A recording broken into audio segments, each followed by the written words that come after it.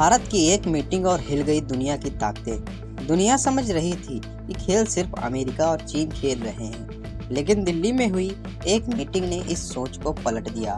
भारत और रूस की शिखर बैठक ऊपर से सामान्य कूटनीति लगती है, लेकिन इसके पीछे छुपा था एक खामोश तूफान।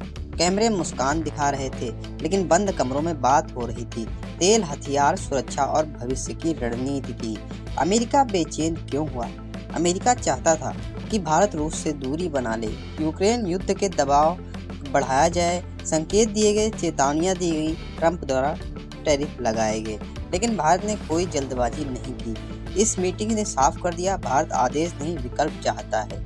यहाँ अमेरिका को पहला झटका लगा, क्योंकि अब उसकी सैंक्शन पॉलिटिक्स कमजोर दिख रही है। भारत को रोकना अब आसान नहीं रहा। चीन को किस बात का डर है?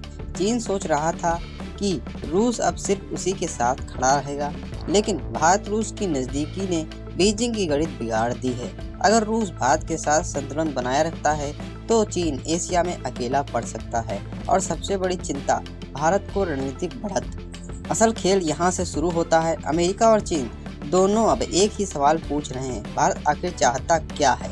और यही सस्पेंस गहराता है, क्योंकि भारत ना किसी खेमे में जा रहा है, ना किसी का विरोध कर रहा है। तो सवाल यह नहीं है कि अमेरिका या चीन अगली चाल क्या चलेगा, सवाल यह है भारत कब अपनी अगली चाल चलने वाला है।